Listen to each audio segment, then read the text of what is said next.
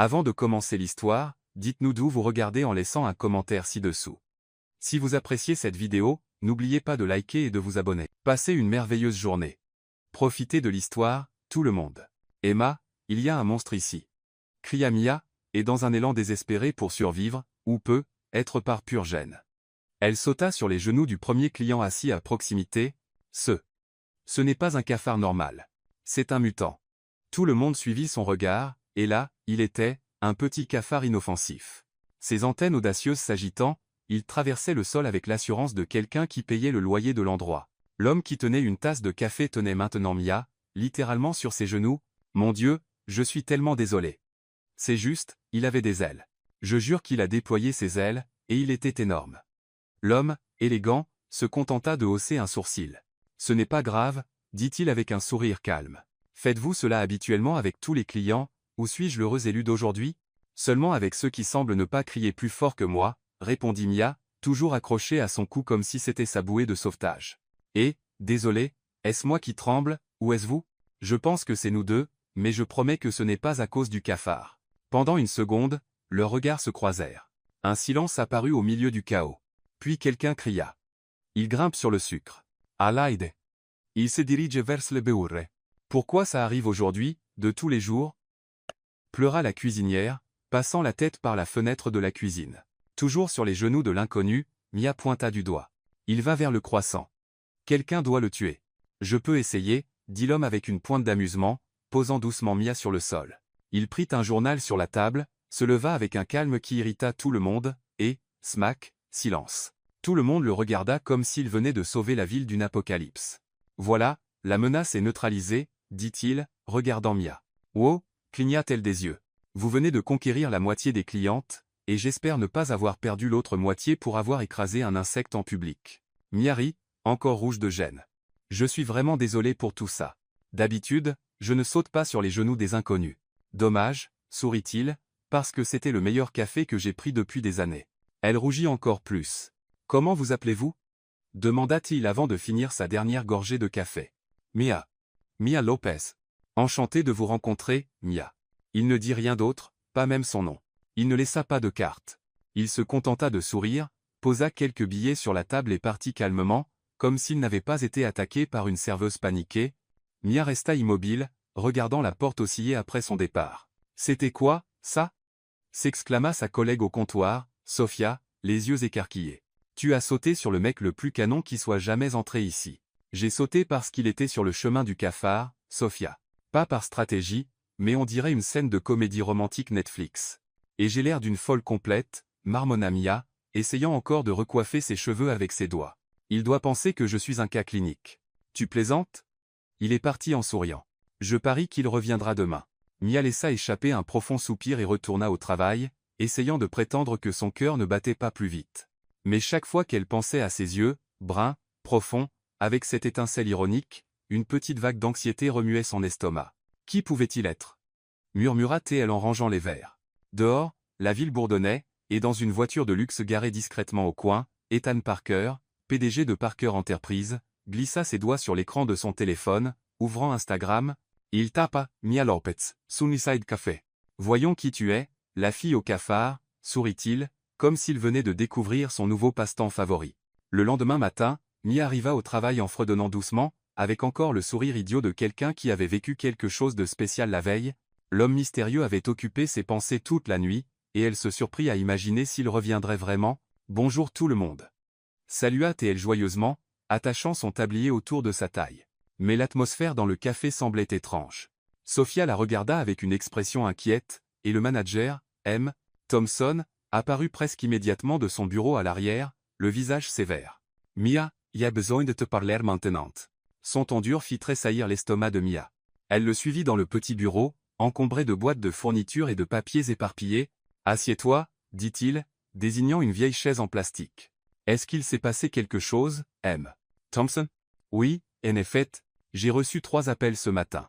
3 clients se plaignant de ton comportement hier. » Mia sentit le sang se retirer de son visage. « Mon comportement? L'incident du cafard? » Mia, M.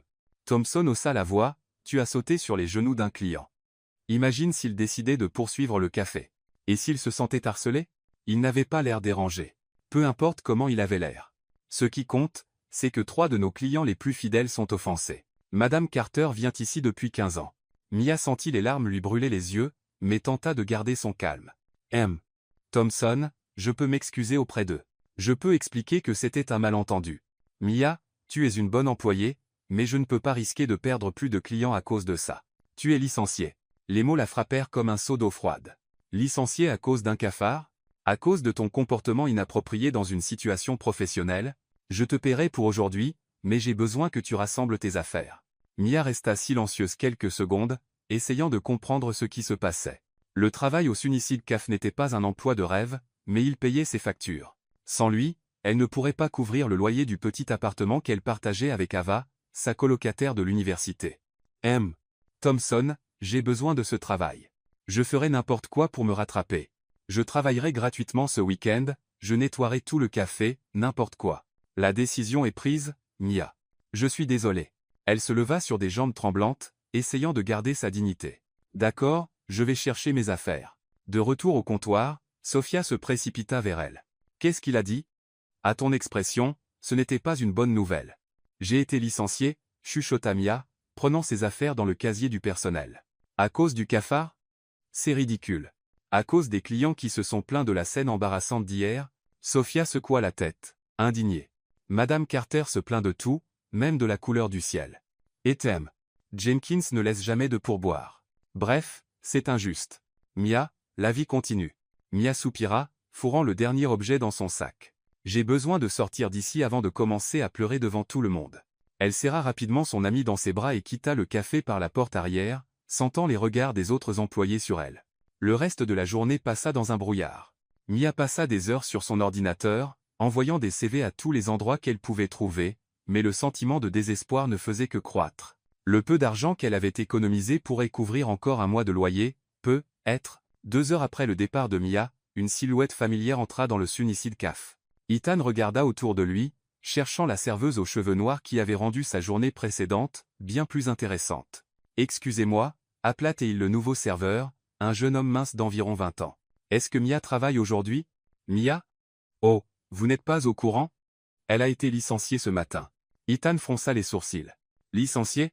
Pourquoi? À cause de l'incident du cafard hier. Certains clients se sont plaints, et le patron a pensé qu'il valait mieux la laisser partir. » Ethan ressentit une pointe de culpabilité. S'il n'avait pas été là, rien de tout cela ne serait arrivé. « Avez-vous son numéro de téléphone? J'aimerais vérifier si elle va bien. » Le jeune homme hésita. « Écoutez, je ne peux pas donner d'informations personnelles sur les employés, ex-employés. Mais vous êtes le gars qui a tué le cafard, non? Mia vous a mentionné. » Mentionné quoi? Que vous avez été gentil avec elle et qu'elle se sentait gênée par toute cette histoire. Ethan sortit un billet de $50 de son portefeuille. Son numéro serait très utile. Je veux juste m'assurer qu'elle n'a pas été blessée par quelque chose qui s'est passé pendant que j'étais là. Le jeune homme regarda le billet, puis Ethan, et griffonna rapidement le numéro de Mia sur une serviette. « Merci, » dit Ethan, quittant le café avec une nouvelle mission en tête. 2 jours passèrent. Mia avait transformé la recherche d'emploi en obsession, envoyant des CV à des restaurants, des magasins, des bureaux, partout où l'on embauchait. Ava essayait de la remonter, mais Mia commençait clairement à paniquer. « Peut-être que tu devrais appeler ta mère, » suggéra Ava, remuant des nouilles instantanées sur la cuisinière. « Pour entendre? Je te l'avais dit, tu aurais dû étudier la comptabilité, non, merci. » Le téléphone sonna. Mia regarda le numéro inconnu avec suspicion. « Allô? Mia Lopez ?» Une voix féminine au ton professionnel répondit. « Oui, c'est moi. Je m'appelle Rachel Bennett, du département des ressources humaines de Parker Enterprise. Nous offrons un poste d'assistante administrative, et votre profil a attiré notre attention. » Mia cligna les yeux. Confusée. Parker Enterprise? Je ne me souviens pas d'avoir envoyé un CV chez vous. Parfois, nous recevons des CV par recommandation d'autres départements. Le poste offre un salaire de départ de $4 500 par mois, une couverture santé complète, une allocation repas et des primes de performance. Mia faillit laisser tomber le téléphone. $4 500, c'était 3 fois ce qu'elle gagnait au café. Est-ce que c'est réel? Tout à fait réel. Seriez-vous intéressé par un entretien demain à 14h00? Oui. Je veux dire, bien sûr, ce serait formidable. Parfait. L'adresse est un 220, 0 Biscayne Boulevard, 30 étages. Demandez Rachel Bennett à la réception. Après avoir raccroché, Mia resta immobile une bonne minute, essayant de comprendre ce qui venait de se passer. « Eva » cria-t-elle. « Tu ne vas pas y croire. » Ce soir-là, Mia chercha tout ce qu'elle pouvait sur Parker Enterprise en ligne. C'était une énorme entreprise avec des bureaux dans plusieurs villes, spécialisée dans les investissements et le développement urbain. Le PDG était Ethan Parker, considéré comme l'un des hommes d'affaires les plus jeunes et les plus prospères du pays. « Waouh, cette entreprise est gigantesque », murmura-t-elle, faisant défiler le site officiel. « Comment ont-ils même eu mon CV ?» Mais bientôt, l'anxiété prit le dessus. C'était une opportunité incroyable, mais aussi effrayante. Elle choisit sa meilleure tenue professionnelle, une jupe noire et un blazer qu'elle avait acheté pour les remises de diplôme à l'université, et passa toute la nuit à répéter des réponses possibles aux questions d'entretien. « Demain, tout ira bien », chuchota-t-elle à son reflet dans le miroir. Il les faut. Le lendemain, Mia s'arrêta devant le bâtiment de Parker Enterprise. C'était une tour de verre scintillante qui semblait toucher les nuages, avec un hall d'entrée qui ressemblait plus à un hôtel 5 étoiles. « Mon Dieu », murmura-t-elle, ajustant son sac sur son épaule. « Qu'est-ce que je fais ici ?» La réceptionniste, une femme élégante d'environ 40 ans, l'accueillit avec un sourire professionnel. « Mia Lopez ? Rachel Bennett vous attend. » L'ascenseur était si silencieux que Mia ne remarqua même pas quand il atteignit le 15e étage. Rachel l'accueillit chaleureusement et lui fit visiter rapidement le département marketing. « Voici votre poste de travail », dit Rachel, désignant un bureau moderne avec un ordinateur dernier cri. « Vous soutiendrez l'équipe des campagnes publicitaires, rapports, recherche de marché, organisation des présentations. » Mia essaya de ne pas avoir l'air trop impressionné, mais c'était difficile. Tout le Sunnyside Café aurait pu tenir sur cet étage. « Tout le monde ici est très qualifié », poursuivit Rachel. « Mais je suis sûr que vous vous adapterez bien. » 2 heures plus tard. Mia essayait de comprendre le système de classement de l'entreprise lorsqu'elle décida d'aller chercher un café dans la salle de pause. Dans le couloir, elle faillit percuter un homme portant une grande boîte. « Excusez-moi », dit-elle rapidement, s'écartant. L'homme se retourna, et Mia sentit son cœur manquer un battement. « Vous » s'exclama-t-elle, le pointant du doigt. « Le mec du cafard ?» Ethan sourit, essayant de ne pas laisser tomber la boîte. « Salut, Mia. Quelle coïncidence folle. Tu travailles ici ? J'ai commencé aujourd'hui, répondit-elle, encore sous le choc. Et toi, tu travailles ici depuis longtemps ? Quelques années, répondit-il, ajustant la boîte dans ses bras. Mia regarda la boîte. Oh, donc tu es le porteur de boîte de l'entreprise ? Demanda-t-elle naturellement. Ethan ouvrit la bouche pour répondre, puis la referma. Pendant une fraction de seconde, il pensa à lui dire qui il était vraiment. Ce serait si facile. Mais en regardant Mia, il vit quelque chose dans ses yeux qui le fit hésiter. Elle le regardait comme une personne normale, pas comme le PDG de Parker Enterprise, pas comme une cible financière, juste comme l'homme gentil qui avait tué un cafard pour elle. Wise, quelque chose comme ça. Porteur de boîte, organisateur de trucs, juste un employé simple, dit-il, souriant. C'est cool. Je viens de commencer aujourd'hui. Assistante marketing. Félicitations pour le nouvel emploi. Merci. Et merci encore pour hier. Ou avant-hier, tu m'as sauvé la vie de cette créature mutante. Ce fut un plaisir. Littéralement. Ils restèrent là un moment, se souriant, jusqu'à ce que Mia se souvienne où elle était. Bon, je devrais retourner au travail. Premier jour, tu sais comment c'est. Pinsua. À bientôt. Quand Mia s'éloigna, Ethan resta dans le couloir, la regardant disparaître, puis il regarda la boîte dans ses mains, qui contenait en réalité des documents confidentiels qu'il emportait à son bureau, et rit doucement. Porteur de boîte ? Pourquoi pas ? Ce soir-là, Ethan appela son assistant personnel. James, j'ai besoin d'une faveur. Je veux que vous trouviez un poste de travail vide au 15e étage, quelque part où je peux apparaître de temps en temps. Monsieur, je ne comprends pas. Disons simplement que je fais une recherche de terrain sur l'environnement de travail des employés. Une recherche de terrain impliquant un déguisement, quelque chose comme ça. James soupira à l'autre bout de la ligne. Je vais organiser un bureau temporaire dans le département des fournitures. C'est près du marketing. Parfait. Au cours de la semaine suivante, Ethan construisit toute une routine. Il arrivait tôt, montait à son bureau au 30e étage pour gérer les affaires urgentes, puis descendait au 15e étage et y restait, portant des boîtes, organisant des fournitures et observant Mia de loin. Elle était incroyable. En seulement 5 jours, elle avait déjà optimisé le système de classement de l'équipe et suggéré des améliorations pour l'organisation des campagnes. Tout le monde l'aimait. Elle était drôle, intelligente et travaillait avec une dévotion impressionnante. Le vendredi, pendant la pause café, Mia était dans la salle de pause, discutant avec 2 collègues. « Mesdames, j'ai une question », dit Mia, remuant du sucre dans son café. « Avez-vous déjà vu le PDG en personne ?»« Ethan Parker ?» demanda Emily de l'équipe de design. « Quelquefois, de loin. » Il vit au 30e étage. Comment est-il? Demanda Mia, sincèrement curieuse. Il est probablement beau, répondit Clara de la planification. Mais distant, aussi. Riche depuis l'enfance, tu sais comment c'est. Probablement un de ces hommes d'affaires arrogants, commenta Mia, prenant une gorgée de café. Je parie qu'il ne sait même pas combien coûte un café au supermarché. Ethan, qui remplissait une bouteille d'eau juste derrière elle, faillit s'étouffer. Il est probablement imbu de lui-même, continua Mia. Ces jeunes PDG sont toujours comme ça. Ils pensent qu'ils possèdent le monde juste parce qu'ils ont hérité de l'entreprise de leur père. En fait, dit Emily doucement, j'ai entendu dire qu'il a construit l'entreprise tout seul. Oh, bien sûr. Avec un petit coup de pouce de quelques millions de ses parents, non, Mia rit. Je ne supporte pas les gens qui pensent avoir tout fait tout seul alors qu'ils sont nés dans le luxe. Ethan ferma la bouteille d'eau et se retourna lentement. Salut tout le monde, salua-t-il, essayant de garder une voix désinvolte. Salut, Ethan. Mia lui sourit. Je parlais justement de notre patron invisible. As-tu déjà eu l'honneur de rencontrer Sa Majesté? Une ou deux fois, répondit Ethan, amusé par la situation. Il est intéressant.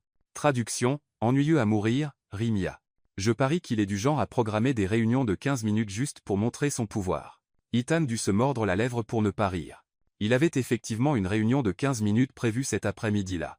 Peut-être que tu serais surprise si tu le connaissais mieux, suggéra Ethan. J'en doute, Mia secoua la tête. Les gens comme ça vivent dans une bulle. Ils n'ont aucune idée de ce qu'est la vraie vie. Cet après-midi-là, Ethan était dans son bureau, se préparant pour la réunion exécutive, lorsque James entra. Monsieur, l'équipe marketing sera en haut pour la réunion dans 5 minutes. Ethan arrêta d'ajuster sa cravate. L'équipe marketing? Toute l'équipe? Présentation trimestrielle? Rachel a inclus la nouvelle assistante, pour qu'il puisse voir comment le processus fonctionne. Mia sera à la réunion? Mademoiselle Lopez? Je crois que oui. Ethan regarda à travers la paroi vitrée dans la salle de réunion. Il n'y avait aucun moyen qu'elle ne le reconnaisse pas là. Bah, James, dit-il rapidement, dites-leur que j'ai été appelé pour un appel urgent. Faites la réunion sans moi et envoyez-moi le rapport par email. Monsieur, juste. Faites-le, s'il vous plaît. James secoua la tête mais sortit pour informer l'équipe. Ethan resta caché dans son bureau, regardant à travers l'entrebâillement de la porte alors que Mia et les autres entraient dans la salle de réunion. 2 heures plus tard. Il croisa à nouveau Mia dans la salle de pause. Alors, comment était ta première réunion exécutive? Demanda-t-il, feignant une curiosité désinvolte. Oh, le tout-puissant PDG ne s'est même pas montré, rit Mia. Il devait être trop occupé à compter son argent ou je ne sais quoi que font les riches. Peut-être qu'il avait quelque chose de vraiment important à gérer, plus important que de rencontrer l'équipe. J'en doute. Mia secoua la tête. Tu sais quoi? Je vais juste me concentrer sur mon travail et oublier que le patron existe. C'est plus facile comme ça. Bonne stratégie, approuva Ethan. Souriant. Veux-tu déjeuner avec moi demain? Mia demanda soudain, puis rougit. Je veux dire, si tu n'as pas déjà des plans. C'est juste, tu es la seule personne normale que j'ai rencontrée ici. Ethan sentit son cœur s'emballer. Bien sûr, ce serait génial. Quand Mia partit, Ethan resta dans la salle de pause, souriant comme un adolescent. Il était pris dans une situation compliquée, mais pour la première fois depuis des années, il se sentait vraiment heureux au travail. Alors, où veux-tu déjeuner? Demanda Ethan alors qu'il marchait dans une rue animée de Miami. Que penses-tu de ce food truck-là? Bah? Mia désigna une remorque colorée avec une longue file d'attente. Just incroyablement bon. Ethan regarda les food trucks, puis Mia. Ces 5 dernières années, ses déjeuners avaient toujours été dans des restaurants 5 étoiles avec vue sur l'océan. Mais son excitation était contagieuse. Le food truck, ça marche parfaitement, dit-il, souriant. En attendant dans la file, Mia remarqua un groupe d'hommes d'affaires bien habillés entrant dans un restaurant chic de l'autre côté de la rue. Regarde ces types, dit-elle, secouant la tête. Je parie qu'ils n'ont jamais mangé un hot-dog de leur vie. Probablement le genre à commander de l'eau pétillante importée et à penser que ça les rend sophistiqués. Ethan faillit s'étouffer avec sa propre salive. La semaine précédente, il avait littéralement commandé de l'eau pétillante importée lors d'une réunion d'affaires. As-tu quelque chose contre les gens qui réussissent? Demanda-t-il, essayant de paraître désinvolte. Pas contre le succès, contre l'arrogance, rit Mia. Ma grand-mère disait toujours. Chérie, tu peux avoir de l'argent, mais si tu oublies d'où tu viens, tu n'es qu'un riche idiot. Elle était sage. Ta grand-mère semble être une femme intéressante. Elle était la meilleure. Elle m'a pratiquement élevé seule après la mort de mes parents. Elle nettoyait des maisons pour des gens riches et revenait toujours avec des histoires hilarantes sur leur déconnexion. Ethan ressentit une douleur dans la poitrine. Combien de personnes comme la grand-mère de Mia avaient travaillé chez lui au fil des années? Il ne connaissait même pas leur nom. Que veux-tu dire par déconnexion? Oh, elle racontait plein d'histoires, rit Mia, animée, comme la femme qui a appelé en panique parce qu'elle ne savait pas comment allumer la machine à laver. Ou l'homme qui a demandé si les bananes poussaient sur des arbres. Une fois, une mondaine a même demandé à ma grand-mère combien coûtait une miche de pain ordinaire au marché, parce qu'elle voulait comprendre comment vivaient les pauvres. Ce n'est pas possible, dit Ethan, bien qu'intérieurement, il prit note mentalement de vérifier le prix du pain. Je te jure que c'est vrai. Et le pire, c'est qu'il pensait être gentil. Mia imita une voix exagérée. Oh, comme c'est intéressant. Les pauvres sont si créatifs. Ethan rit, mais c'était un rire un peu nerveux. Dans les semaines qui suivirent, ils commencèrent à se voir régulièrement après le travail. Ethan découvrit un Miami qu'il n'avait jamais vu auparavant, des parcs publics où les familles faisaient des pique-niques, des théâtres de quartier qui projetaient de vieux films, des plages où les gens jouaient de la guitare au coucher du soleil. Tu es différent des autres gars que j'ai rencontrés, dit Mia un après-midi alors qu'il marchait dans le parc Bayfront. La plupart essaient d'impressionner en m'emmenant dans des endroits chers. Toi, on dirait que tu apprécies les choses simples. Si seulement elle savait qu'il avait annulé une réunion avec des investisseurs japonais pour regarder une comédie romantique avec elle. Les choses simples peuvent être les meilleures, répondit Ethan, et il réalisa qu'il le pensait vraiment. Au travail, la situation devenait presque comique. Mia était devenue la critique officieuse du PDG invisible. Les gars, vous avez entendu ça? Dit-elle pendant une pause, brandissant un email imprimé. Il a envoyé une note sur l'optimisation des ressources humaines. Qui parle comme ça?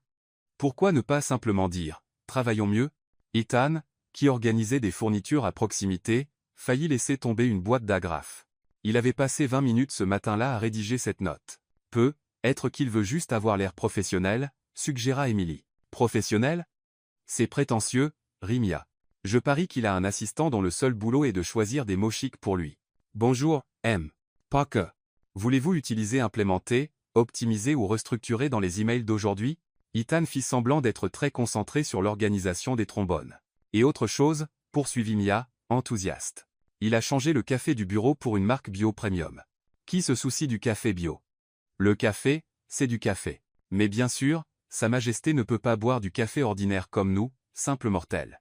En réalité, Ethan avait changé le café après avoir entendu Mia se plaindre que l'ancien était horrible. Mais il ne pouvait pas l'admettre.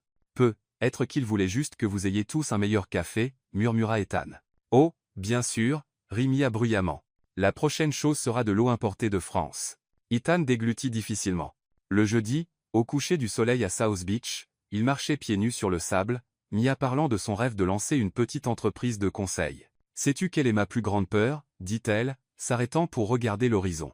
Devenir une de ces personnes qui oublient d'où elles viennent, qui cessent de voir la beauté dans les choses simples. Ethan la regarda, cheveux ébouriffés par le vent, robe simple, yeux brillants de rêve, et réalisa qu'il était complètement amoureux. Tu ne serais jamais comme ça, dit-il, touchant son visage. Comment le sais-tu? Parce que tu as quelque chose que l'argent ne peut pas acheter, l'authenticité. C'est alors que ça arrive.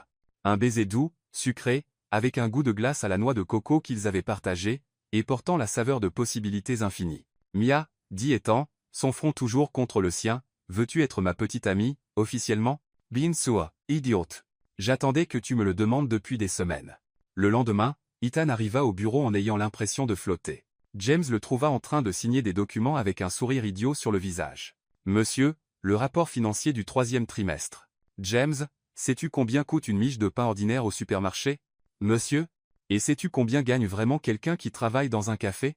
Le vrai salaire minimum, pas les chiffres qu'on voit dans les rapports. James cligna des yeux plusieurs fois. Je peux chercher ça pour vous, monsieur. Fais-le. Et je veux aussi un rapport sur les avantages pour les employés de premier niveau, couverture santé, allocation repas, ce genre de choses. Dans les semaines qui suivirent, les employés de Parker Enterprise commencèrent à remarquer des changements étranges. Le PDG avait approuvé une augmentation de l'allocation repas, amélioré le plan de santé et créé un programme de suggestion où tout employé pouvait proposer des améliorations pour l'entreprise. Waouh! Quel changement étrange, commenta Mia pendant le déjeuner.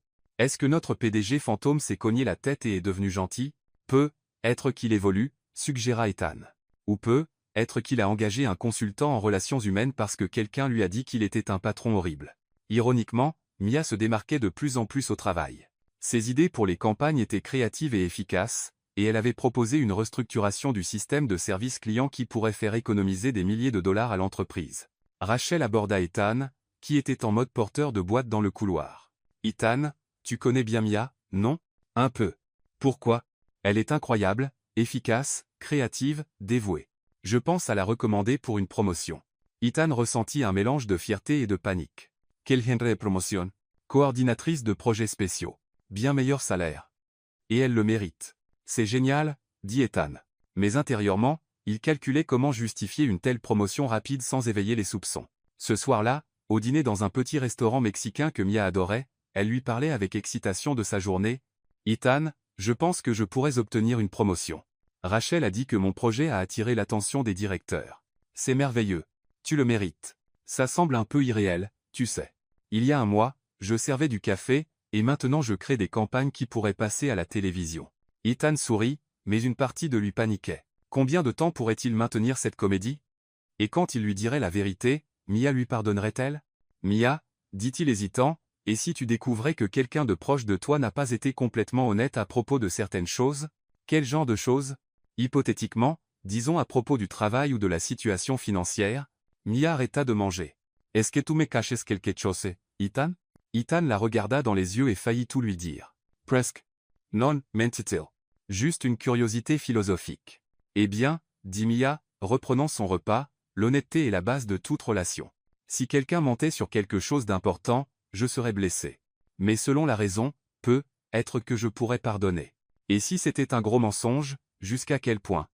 Ethan déglutit difficilement. Vraiment gros? Mia le regarda sérieusement. Ethan, les gros mensonges détruisent généralement les relations. La personne devrait avoir une très bonne raison et une excuse très sincère. Cette nuit-là, Ethan resta éveillé tard, regardant Mia dormir à côté de lui dans son petit appartement. Il vivait la double vie la plus compliquée de l'histoire. Milliardaire le jour, petit ami d'une employée la nuit. Et pour la première fois de sa vie, il ne savait pas laquelle des deux identités était la vraie. Le lendemain, Ethan appela Mia, et lui tendit une invitation dorée, un gala de charité. Les yeux de Mia s'écarquillèrent en tenant l'invitation. Ethan, on dirait quelque chose sorti d'un film. L'entreprise participe toujours à ces événements, expliqua Ethan, essayant de paraître désinvolte alors qu'intérieurement, il était aussi nerveux qu'un adolescent à son premier rendez-vous. J'ai pensé que ce serait sympa si tu venais avec moi. Mais regarde ça. Mia rit, lisant l'invitation. Gala annuel de l'élite de Miami. Élite, Ethan? Je ne sais même pas comment tenir une flûte de champagne correctement. Tu seras magnifique. Et le champagne n'est qu'une boisson avec des bulles chic. Facile à dire pour toi. Ne me dis pas que tu vas à ces événements tout le temps. Ethan faillit s'étouffer. Non, pas exactement tout le temps. En fait, il avait organisé la moitié de ces événements, mais c'était un détail que Mia n'avait pas besoin de savoir pour l'instant. Plus tard, chez elle, Mia était nerveuse. Il faut que j'achète une robe. Mia bondit du canapé. Ava. Cria-t-elle à sa colocataire. Urgence mode. Pendant que Mia se préparait pour l'événement, Ethan était dans son appartement, au téléphone avec James, exécutant le plan le plus fou de sa carrière professionnelle. James, vous avez bien compris? Appelez tous ceux qui seront au gala, investisseurs, partenaires, fournisseurs, tout le monde. Et que dois-je dire exactement, monsieur? Que je mène une expérience sociale. Pendant la soirée, personne ne doit me reconnaître comme le PDG. Je suis juste Ethan, un employé ordinaire. Monsieur, c'est insensé. Je sais, mais c'est important.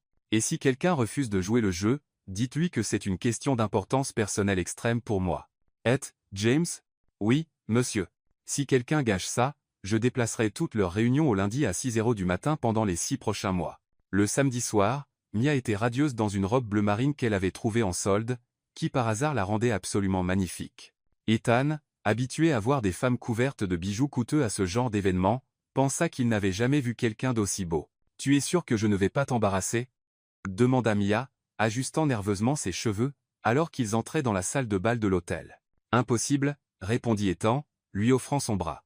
La salle de bal était remplie de gens élégants, décorés de fleurs exotiques et de lumière dorée. Mia regardait autour d'elle avec des yeux brillants. « Waouh, c'est irréel. Regarde ce lustre. Il doit coûter plus cher que tout mon appartement. » Ethan sourit. Il savait exactement combien coûtait ce lustre. Il avait personnellement approuvé l'achat. Ils discutaient près du bar lorsqu'une voix affectée les interrompit. « Ethan, chérie, quelle merveilleuse surprise. » Ethan se retourna et vit Isabella Thornton s'approcher, portant une robe rouge qui coûtait probablement plus que le salaire annuel de Mia. Elle était grande, blonde, avec le genre de beauté polie qui venait d'années de traitements coûteux et de coach personnel.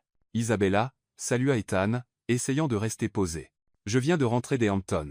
J'avais hâte de revoir Miami. Et toi, bien sûr, dit-elle avec un clin d'œil, puis regarda Mia comme si elle la remarquait pour la première fois. Et qui est ton ami? Voici Mia, de Ethan. Mia, Isabella Thornton. Isabella tendit la main avec un sourire faux. Enchantée de vous rencontrer. Êtes-vous nouvelle dans le cercle social? En fait, je travaille chez Parker Enterprise, répondit Mia avec un sourire sincère. Je suis assistante au département marketing. Le sourire d'Isabella devint encore plus forcé. Oh, comme c'est intéressant. Ethan a toujours été généreux avec les nouveaux employés. Mia cligna des yeux, ne saisissant pas tout à fait le ton condescendant, mais Ethan le remarqua immédiatement. Isabella, c'est tellement charmant quand les gens qui réussissent se mêlent au personnel opérationnel. Certaines personnes sont vraiment nées pour servir, n'est-ce pas? Le silence qui suivit fut assourdissant. Mia rougit, mais pas de gêne, de colère. Excusez-moi, dit Mia avec un sourire qui n'atteignait pas ses yeux. Oh, chérie, ne soyez pas offensée, rit Isabella. C'est juste l'ordre naturel des choses. Chacun a sa place, vous savez. Ethan sentit son sang bouillir. Isabella, c'était inutile et grossier. Grossier? Isabella cligna des yeux, feignant l'innocence. J'étais juste réaliste. Vous savez ce qui est réaliste? Mia s'approcha d'Isabella, toujours avec un sourire doux. Réaliste, c'est que je travaille pour vivre au lieu de vivre du travail des autres. Et voici une autre réalité, vos extensions de cheveux sont visibles. Peut-être devriez-vous changer de coiffeur. Isabella toucha instinctivement ses cheveux, et Mia se tourna vers Ethan. Ethan, et si on allait prendre un verre? L'air ici semble un peu pollué. Ils s'éloignèrent, laissant Isabella sans voix. Ethan était à la fois impressionné et complètement épris. Mia, tu étais incroyable. Les gens comme elle me tapent sur les nerfs, souffla Mia. Pour qui se prend-elle? La reine d'Angleterre? Quelque chose comme ça, murmura Ethan. Pour le reste de la soirée, Isabella continua d'observer Ethan et Mia de loin, clairement agacée. Elle se déplaça parmi les autres invités, posant des questions discrètes sur l'employé qui était avec Ethan. Le lundi, Mia était en train de travailler lorsqu'elle vit Isabella entrer dans le bureau avec Rachel. « Qu'est-ce que cette vipère fait ici » murmura-t-elle à Emily. Isabella Thornton. Elle vient d'une famille importante. Parfois, elle vient pour des réunions de haut niveau. Mia observa Isabella saluer plusieurs personnes, jouant clairement le rôle de quelqu'un d'important. Quand Isabella passa près de son bureau, elle s'arrêta. « Mia, quelle coïncidence de vous trouver, en train de travailler. C'est ce que font les gens normaux, Isabella. Travailler. Bien Zoa. Et comment va votre ami, Ethan? Il va bien, merci. Bien. Vous semblez être une personne naïve. Il est important d'être prudent avec les intentions des gens, surtout les hommes charmants. Mia fronça les sourcils. Que voulez-vous dire par là? Rien de précis. Isabella afficha son faux sourire. Juste un commentaire général sur la compatibilité sociale. Cet après-midi-là, Mia chercha Ethan dans la salle de pause. Ethan, puis-je te poser une question sérieuse? Bien Zoa. M'as-tu tout dit sur toi? Sur ta vie, ta famille, ces choses-là? Ethan sentit son estomac se nouer. Pourquoi tu demandes? Cette vipère d'Isabella m'a dit des choses étranges sur le fait d'être prudente avec tes intentions. Mia, Isabella est compliquée. Elle n'aime pas ne pas être au centre de l'attention. Ma mère m'a toujours dit quelque chose avant de mourir. Mia s'appuya contre le mur. Elle disait, Mia, ne laisse jamais personne te faire sentir petite à cause de ton argent ou de ton statut social. Ta valeur est ici. Elle tapota sa poitrine. Pas à la banque.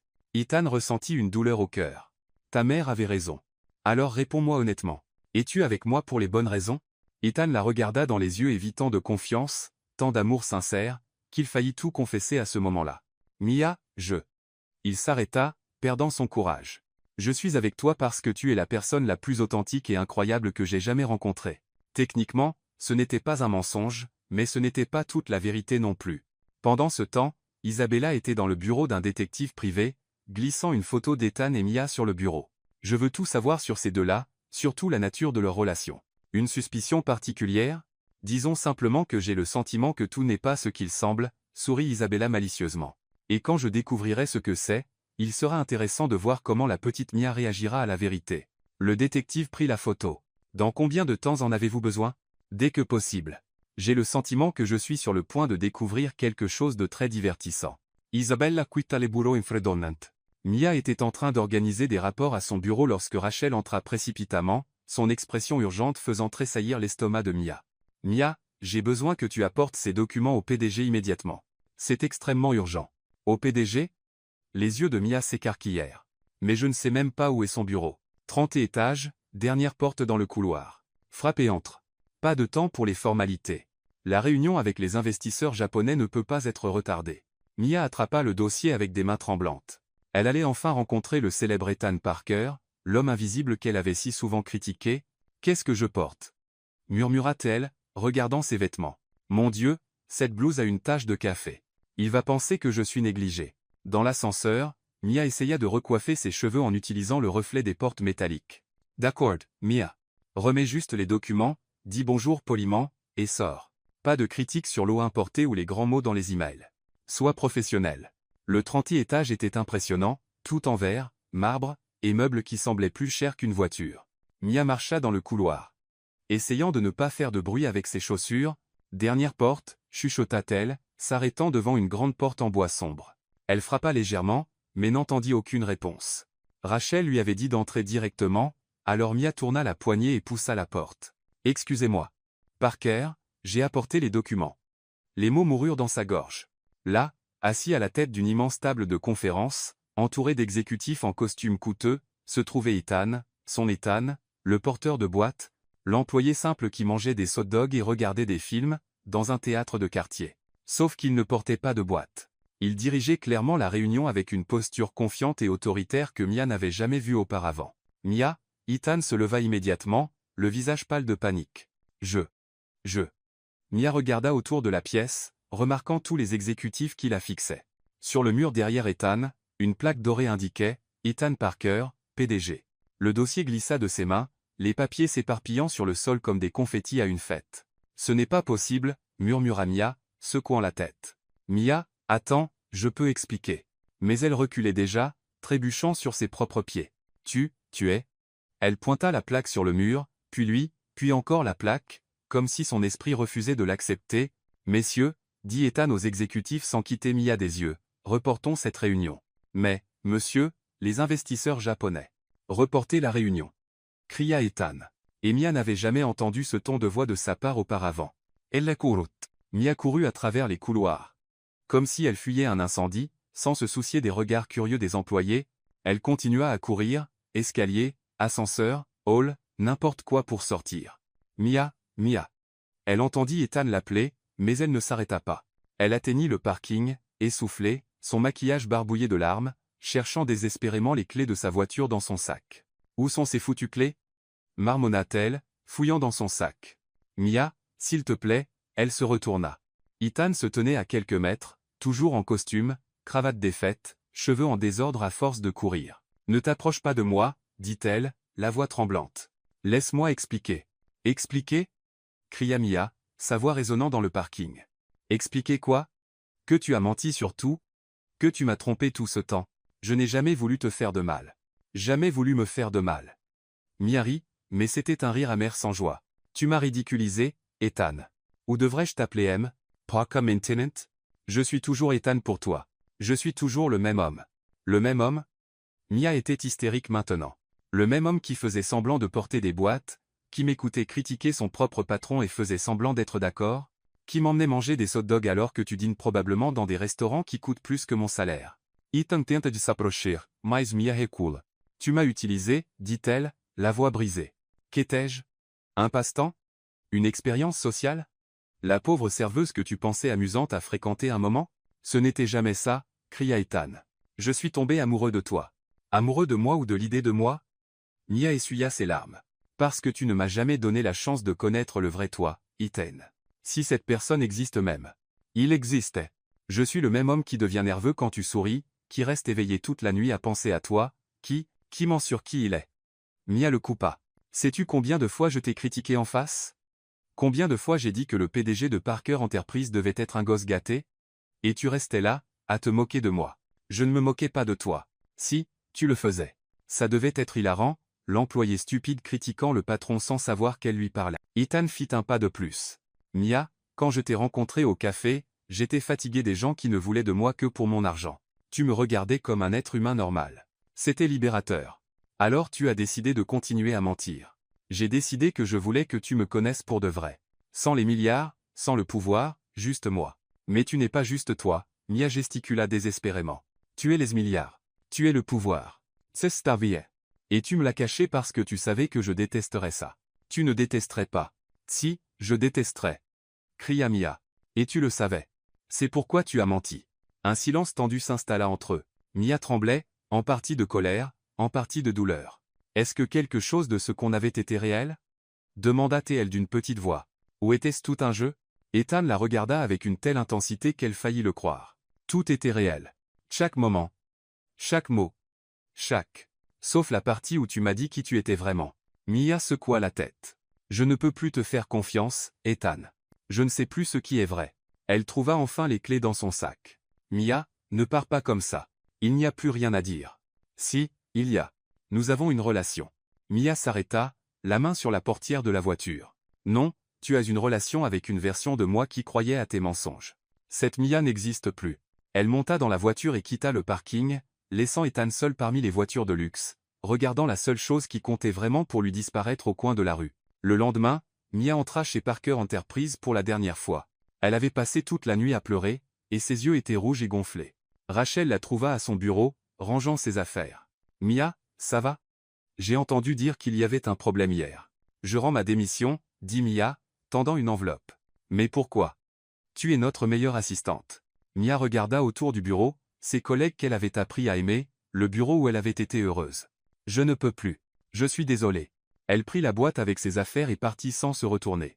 Au 30e étage, Ethan était à la fenêtre de son bureau, regardant le mouvement dans la rue en bas. James entra avec des rapports, mais il ne se retourna même pas. Monsieur, la réunion avec les Japonais a été reprogrammée pour. James, as-tu déjà été vraiment amoureux? Monsieur. Oublie, murmura Ethan. Annule toutes les réunions pour aujourd'hui. La porte s'ouvrit, et Isabella entra, affichant un sourire de fausse inquiétude. Ethan, chéri, j'ai entendu qu'il y avait un petit incident hier. Comment fas-tu? Ethan se retourna, et Isabella recula presque en voyant l'expression sur son visage. Tu savais, n'est-ce pas? Ça va quoi? Qu'elle découvrirait. Tu as enquêté, découvert mon déguisement, et... Ethan, je ne sais pas de quoi tu parles, mentit Isabella avec aisance. Mais être que c'était pour le mieux. Maintenant, tu peux te concentrer sur quelqu'un de ton propre cercle social. Ethan la regarda avec dégoût. Sors de mon bureau. Ethan. Sors. Isabella partit rapidement, mais elle souriait. Son plan avait parfaitement fonctionné. Pendant ce temps, dans le petit appartement, Mia était allongée sur le canapé, serrant un coussin et sanglotant. Ava était assise par terre à côté d'elle, lui tendant des mouchoirs. Mia, être qu'il t'aime vraiment. Comment le saurais-je? Pleura Mia. Comment puis-je savoir ce qui était réel et ce qui était un mensonge? Il m'a fait me sentir spécial, Ava. Il m'a fait croire que quelqu'un comme lui pouvait se soucier de quelqu'un comme moi. Mais tout était faux. Être que non. Si, ça l'était, soupira Mia, épuisée. Et le pire, c'est que je suis vraiment tombée amoureuse de lui, de l'étang qu'il prétendait être. Et maintenant, je ne sais pas si cet homme a jamais existé ou si ce n'était qu'un fantasme. Elle se recroquevilla sur le canapé, fermant les yeux, essayant d'effacer les souvenirs de chaque sourire, chaque baiser, chaque moment qui semblait maintenant être un mensonge soigneusement construit. Quelques jours plus tard, Mia était assise sur une chaise inconfortable dans une pièce qui ressemblait plus à un placard de rangement qu'à un bureau, attendant son 5e entretien d'embauche de la semaine. L'endroit sentait le café rassis et le désinfectant, une combinaison qui devenait bien trop familière. Mia Lopez appela une petite femme d'une 50aine d'années, des lunettes pendues à une chaîne dorée. C'est moi. Mia bondit si vite qu'elle faillit renverser la chaise. Je suis Carla, propriétaire de Sunshine Marketing. Une petite entreprise, mais avec un grand cœur, dit la femme, serrant la main de Mia avec une force surprenante. J'ai vu votre CV. Expérience chez Parker Enterprise. Impressionnant. La poitrine de Mia se serra rien qu'en entendant le nom. Oui, c'était une expérience intéressante. Pourquoi êtes-vous parti? Grande entreprise, bon salaire. Disons que j'avais des différends philosophiques avec la direction, répondit Mia diplomatiquement. Ah, je vois. Mauvaise patronne? Quelque chose comme ça, murmura Mia. Eh bien, ici, vous gagnerez $2000 par mois. Pas de plan de santé complet, pas d'allocation repas, sourit Carla, mais pas de mauvais patron non plus. Juste moi, et je ne suis qu'à moitié folle. Mia rit pour la première fois depuis des jours. Ja prends. Super. Vous commences lundi. Et Mia? Carla fit un clin d'œil. Ici, personne ne prétend être quelqu'un qu'il n'est pas. Nous sommes tous juste des pauvres honnêtes. Alors que Mia recommençait sa vie professionnelle à un bureau en bois branlant avec un ordinateur qui mettait 5 minutes à s'allumer, Ethan transformait Parker Enterprise en l'endroit le plus déprimant de Miami. Monsieur, James entra prudemment dans le bureau, comme s'il manipulait un animal blessé. Les rapports mensuels. Ethan regardait par la fenêtre, portant un costume froissé, les cheveux en désordre, et tenant une tasse de café qui était devenue froide des heures auparavant. « Monsieur James, penses-tu que je suis une personne horrible ?»« Monsieur, une simple question. Suis-je horrible ?»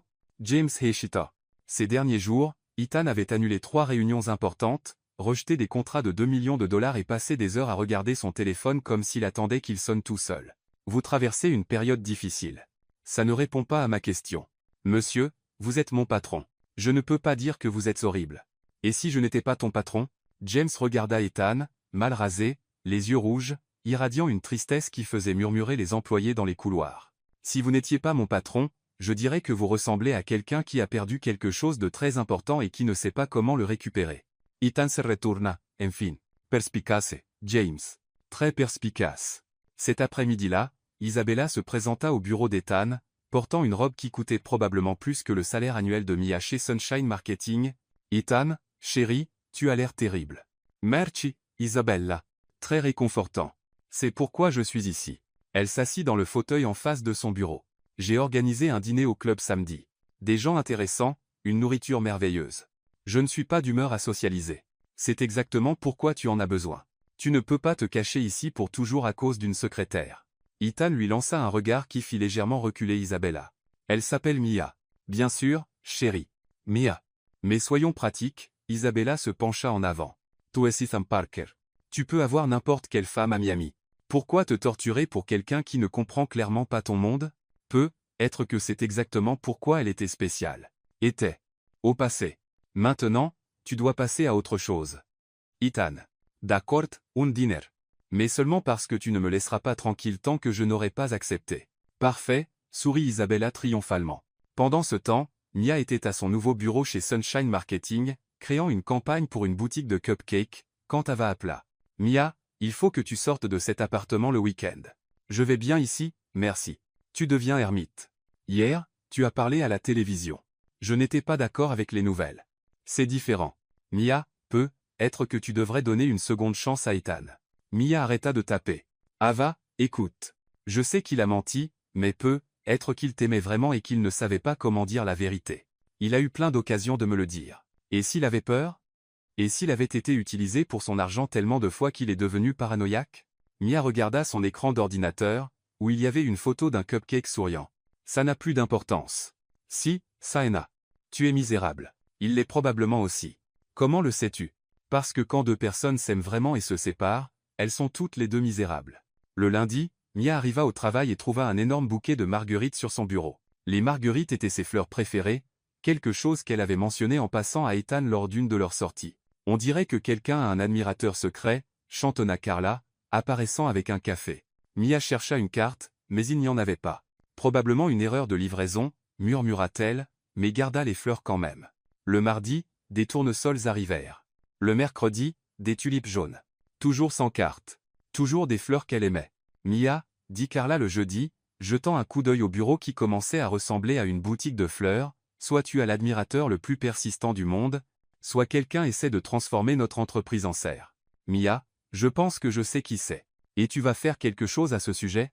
Je vais faire comme si je ne les recevais pas. Ah, la stratégie de l'autruche. Classique. Pendant ce temps, Ethan était dans son bureau, appelant la même boutique de fleurs tous les matins. Bonjour. C'est Flowers and Love?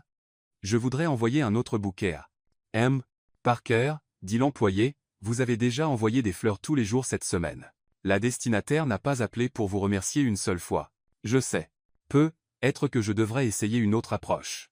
Peut-être, mais pour l'instant, continuez à envoyer les fleurs. Comme vous voulez, monsieur. Ethan raccrocha et regarda son téléphone. Il avait composé le numéro de Mia 47 fois au cours des 3 dernières semaines, mais n'avait jamais eu le courage de compléter l'appel. Le vendredi, Mia quittait le travail lorsqu'elle vit un bouquet de roses blanches sur le banc à l'extérieur du bâtiment. Il y avait une note simple. Je suis désolé. Elle regarda autour d'elle, s'attendant à moitié à voir Ethan caché derrière une voiture, mais la rue était vide. Idiot, murmura-t-elle, mais ramassa quand même les fleurs. À la maison, Ava trouva Mia dans la cuisine, arrangeant les fleurs dans plusieurs vases improvisés. Waouh, on dirait qu'il a épousé une jardinière. Il envoie des fleurs tous les jours. Et tu les gardes toutes.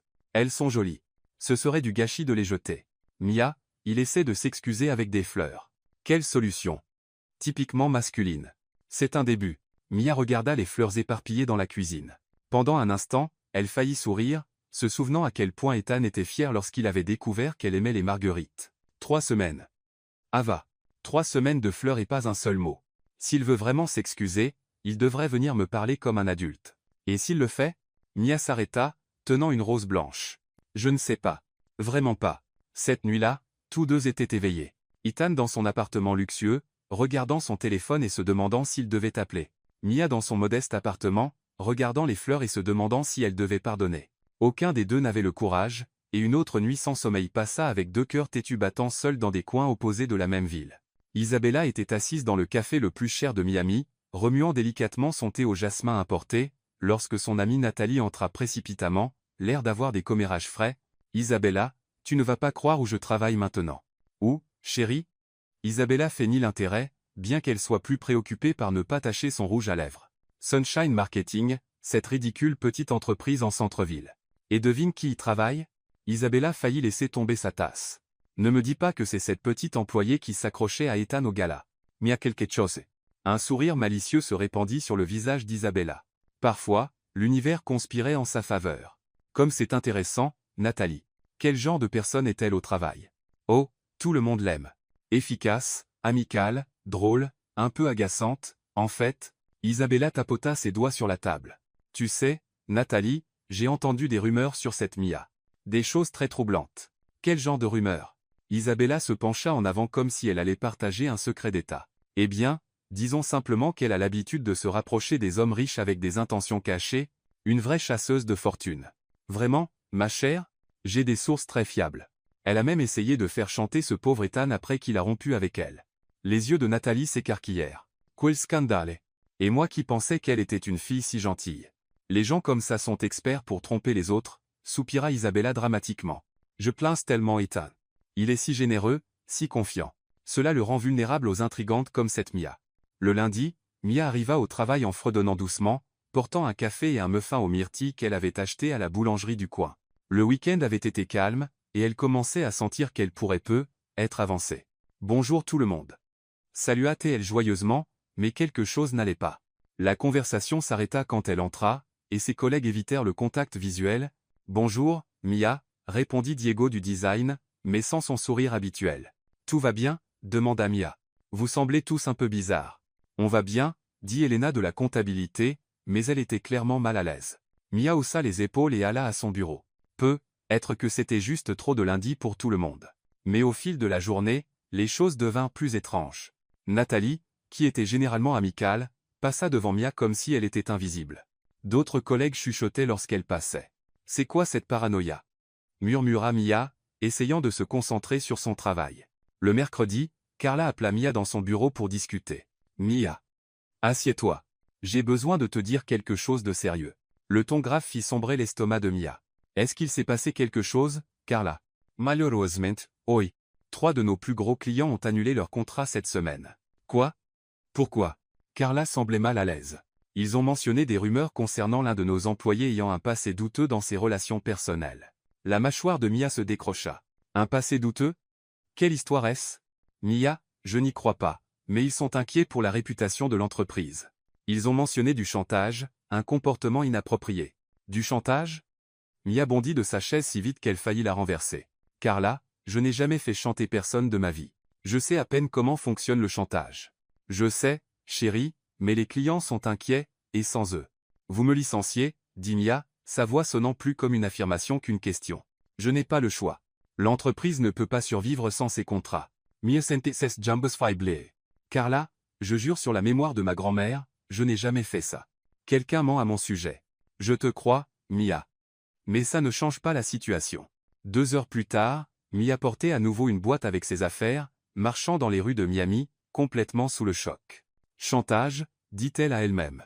Moi qui ai rendu une fois la mauvaise monnaie au café. Comment quelqu'un peut-il penser que je suis une maître chanteuse? Dans les jours qui suivirent, Mia découvrit que les rumeurs s'étaient répandues comme une traînée de poudre. Chaque entretien d'embauche se terminait par des regards suspicieux et un « Nous vous recontacterons. Personne ne veut m'embaucher, dit Mia, affalée sur le canapé avec un pot de glace. C'est comme si j'avais un panneau sur le front disant « Arnaqueuse professionnelle ». C'est bien trop spécifique pour être une coïncidence, dit Ava, fronçant les sourcils. Quelqu'un fait ça exprès. Mais qui? Je suis la personne la plus inoffensive du monde. Au pire, on pourrait m'accuser de chanter trop fort sous la douche. Pendant que Mia essayait de comprendre ce qui arrivait à sa vie, Ethan était dans son bureau, écoutant le rapport le plus étrange qu'il ait jamais reçu. Monsieur, dit James, clairement mal à l'aise, il y a des rumeurs qui circulent à propos de Mademoiselle Mia. Quel genre de rumeurs? Eh bien, sur le fait qu'elle serait une chasseuse de fortune et sur une tentative de chantage. Ethan resta silencieux un long moment. James, as-tu déjà vu Mia en personne? Quelquefois, monsieur. Te semble-t-elle être le genre de personne qui ferait chanter quelqu'un?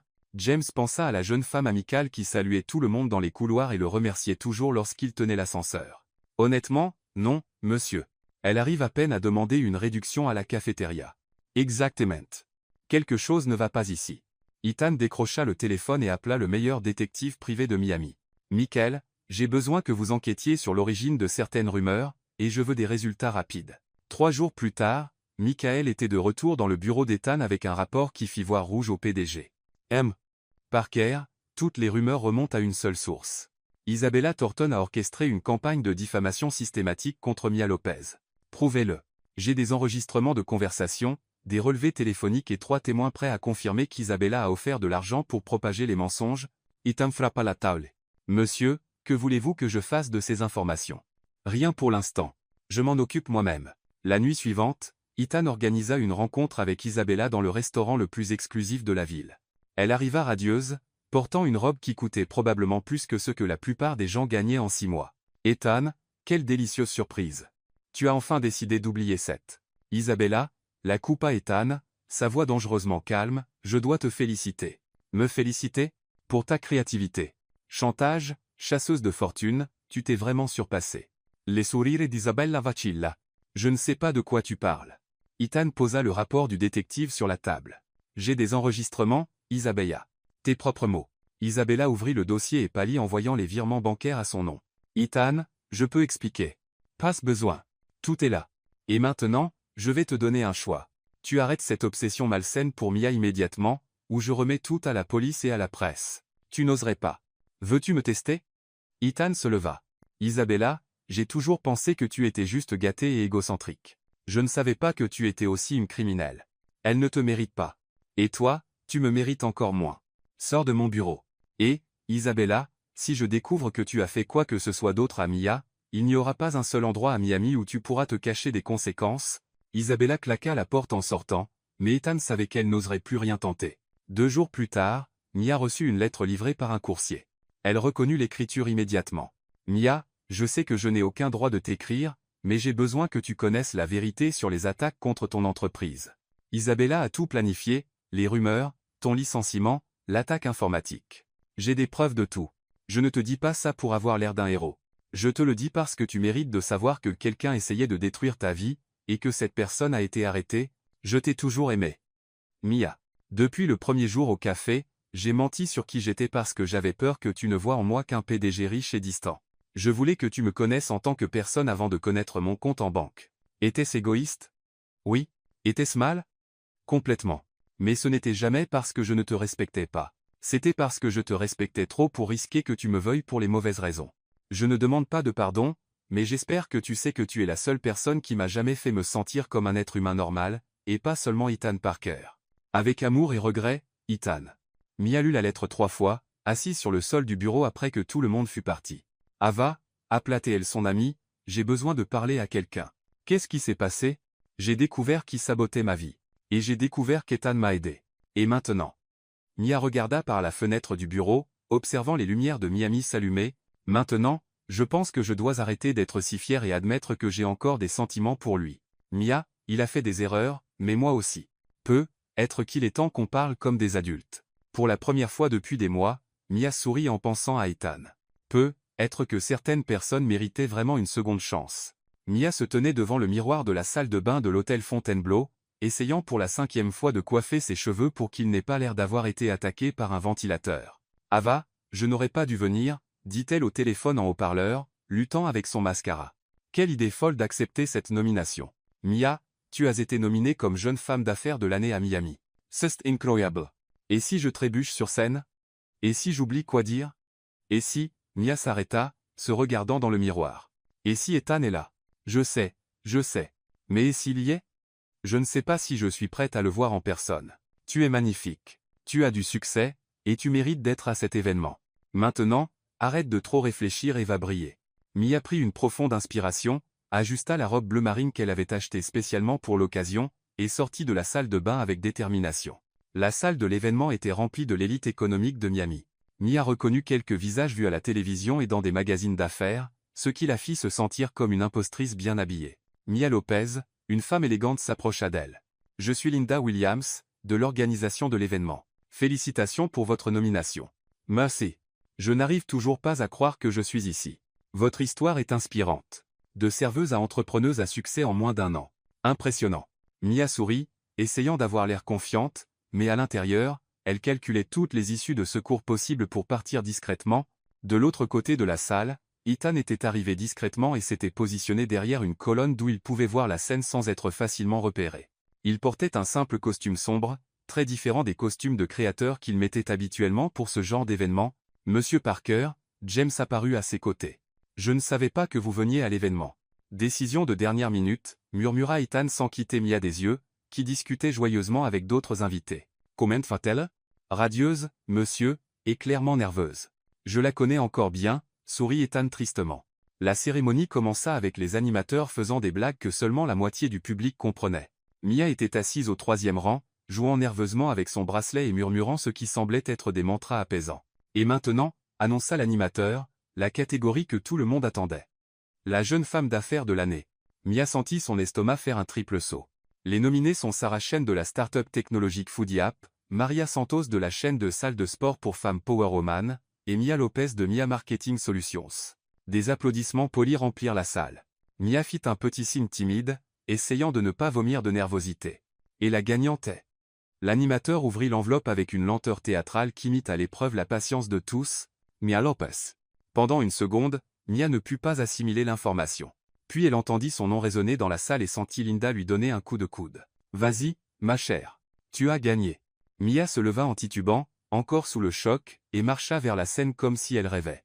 Elle prit le trophée, une pièce de cristal plus lourde qu'elle ne s'y attendait, et se tint devant le micro. « Waouh » commença-t-elle, et le public rit. « Désolé, je n'ai pas préparé de discours parce que je ne pensais pas gagner. » Plus de rire. « Il y a 1 an, je servais du café et me faisais attaquer par des cafards mutants, » dit Mia, et le public éclata de rire. « Aujourd'hui, je suis ici, tenant ce magnifique trophée qui coûte probablement plus cher que ma première voiture. » Ethan sourit, se souvenant de l'incident du cafard. « Je veux remercier tous ceux qui ont cru en moi, surtout quand je ne croyais pas en moi-même.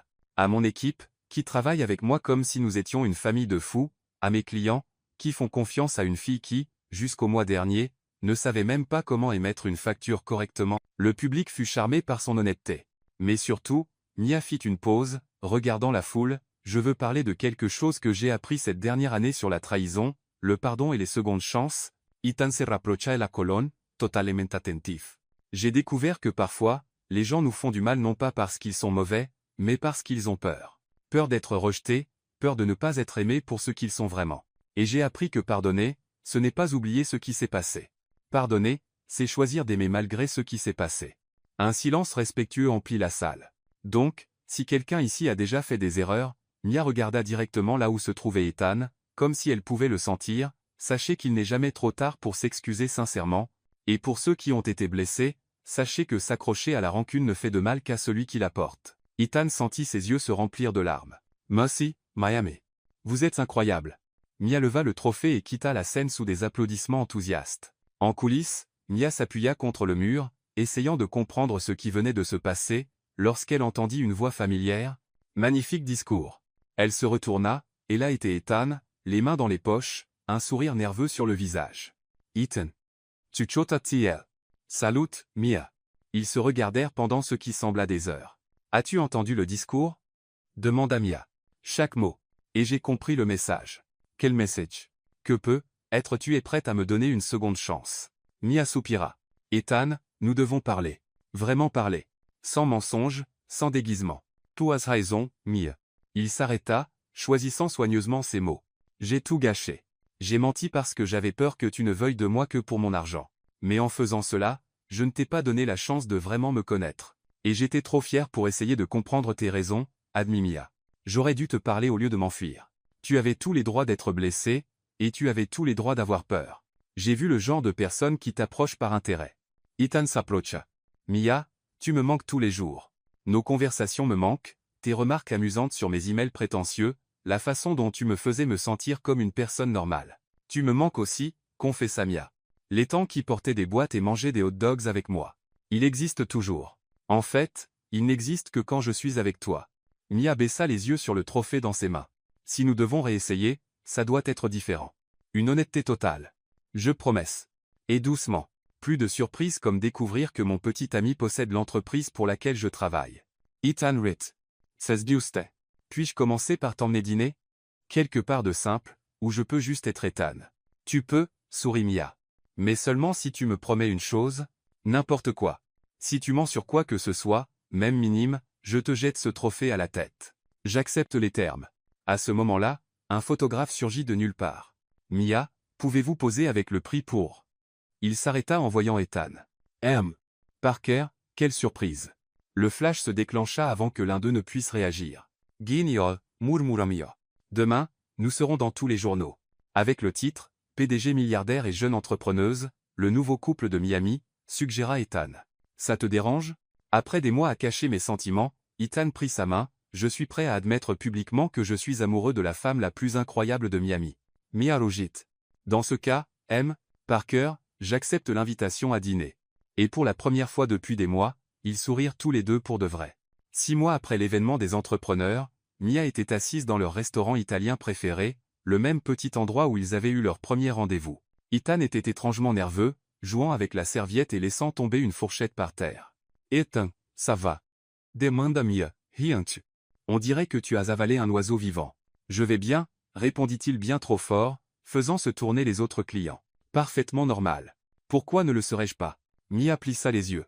Parce que tu viens de mettre du sel dans ton vin et du sucre sur ta salade. Ethan regarda son assiette et réalisa le désastre culinaire qu'il avait créé. Mia, il se leva soudain, manquant de renverser la chaise, j'ai besoin de te dire quelque chose. Mon Dieu, tu romps avec moi, les yeux de Mia s'écarquillèrent. Je le savais. J'en ai marre de prétendre aimer l'opéra. Non. Ethan Ritt was meant. C'est le contraire. Il s'agenouilla là, au milieu du restaurant, sortant une petite boîte de sa poche. Tout le restaurant s'arrêta pour regarder. Mia Lopez, dit Ethan, la voix tremblante, tu as changé ma vie. Tu m'as appris que être riche ne signifie rien, si tu n'as pas quelqu'un de vrai avec qui partager. Je veux construire une vraie vie avec toi. Une vie vraie avec des disputes sur qui a oublié d'acheter du lait et des bagarres, sur quel film regarder le dimanche. Mia était sans voix. Veux-tu m'épouser? Il ouvrit la boîte, révélant une bague délicate et simple. Rien d'ostentatoire. Ethan Parker, dit Mia, les larmes aux yeux, tu me demandes de t'épouser au milieu d'un restaurant italien bon marché avec une orchestre de fourchettes qui s'entrechoquent sur les assiettes comme bande-son. Oui. C'est la chose la plus parfaite que tu pouvais faire. Elle sourit. Oui. Le restaurant explosa en applaudissements. Le propriétaire apparut avec une bouteille de champagne maison, clairement achetée au magasin du coin, et même le cuisinier sortit pour féliciter le couple. Mais, Ethan, dit Mia une fois l'excitation retombée, pas de mariage géant avec 500 invités. Je ne connais même pas. D'accord. Qu'est-ce que tu veux? Ton jardin, la famille, les amis proches, et une fête qui ressemble à un rassemblement familial fou. Parfait, sourit Ethan. Exactement ce que je voulais. 3 mois plus tard, le jardin de la maison d'Ethan était décoré de lumière simple et de fleurs sauvages. Mia avait insisté pour faire une partie de la décoration elle-même, ce qui donna des arrangements floraux qui semblaient faits par un enfant excité mais avaient un charme unique. Mia, es-tu sûre de cette robe? Demanda Ava, l'aidant à se préparer. Il est encore temps de changer pour quelque chose de plus princier. Ava, cette robe est parfaite, Mia se regarda dans le miroir. Elle était simple, élégante, et la rendait belle sans ressembler à un costume. Je ne veux pas ressembler à une poupée de gâteau de mariage. Dans le jardin, Ethan était visiblement nerveux, ajustant sa cravate pour la 10e fois. Monsieur Parker, dit James, vous devez vous détendre. On dirait que vous allez vous évanouir. Et si elle change d'avis? Et si elle réalise qu'elle pourrait trouver mieux? Monsieur, Mademoiselle Mia vous aime. Arrêtez de trop réfléchir. La musique commença, et Mia apparut, accompagnée d'Ava puisqu'elle n'avait pas de père pour l'accompagner jusqu'à l'hôtel. Ethan la vit, et toutes ses inquiétudes disparurent. Waouh, murmura-t-il. L'officiant, un pasteur amical que Mia avait rencontré à l'église du quartier, commença la cérémonie. Chers amis, nous sommes ici pour célébrer l'amour entre Mia et Ethan, qui se sont rencontrés d'une manière, disons, plutôt inhabituelle. Des rires parcoururent la petite foule. Ethan, souhaitez-vous prononcer vos vœux? Ethan prit une profonde inspiration. Mia, quand je t'ai rencontré, tu fuyais littéralement un cafard. Et je suis tombé amoureux à ce moment précis de quelqu'un d'assez courageux pour sauter dans les bras d'un inconnu. Tu m'as appris que le véritable amour n'est pas une question d'impressionner. C'est une question d'être accepté. Je promets de t'aimer les jours où tu te réveilles belle et les jours où tu ressembles à quelqu'un qui s'est battu avec un mixeur. Je promets d'être honnête, même quand la vérité est que j'ai mangé la dernière part de pizza qui était à toi. Mia rit, les larmes aux yeux. Mia, dit le pasteur, à votre tour. Ethan, Mia essuya ses larmes. Tu m'as appris que les secondes chances existent pour ceux qui ont le courage de demander sincèrement pardon. Je promets de t'aimer quand tu es le puissant PDG et quand tu es Ethan, qui a peur des petits cafards, et je promets de ne plus jamais m'enfuir sans parler d'abord. Si quelqu'un s'oppose à cette union, commença le pasteur. Une voix s'éleva du fond du jardin. Moi. Tout le monde se tourna. Tendu. C'était Isabella, habillée plus simplement que d'habitude pour elle. Ethan se prépara au drame, mais Isabella leva les mains. Je m'oppose seulement au fait que ça ait pris autant de temps, dit-elle avec un sourire sincère. Mia, Ethan, je veux m'excuser pour tout. J'ai fait des choses terribles par jalousie et immaturité. Mia et Ethan se regardèrent, surpris. J'ai passé ces mois en thérapie et à faire du bénévolat, essayant de devenir une meilleure personne.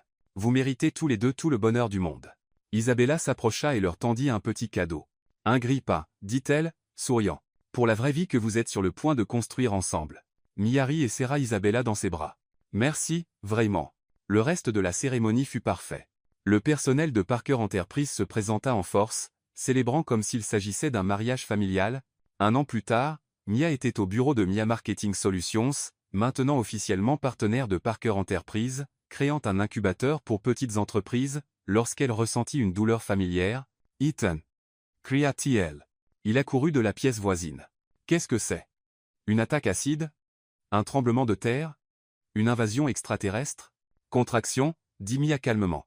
Ethan Pallett. Contraction? Maintenant?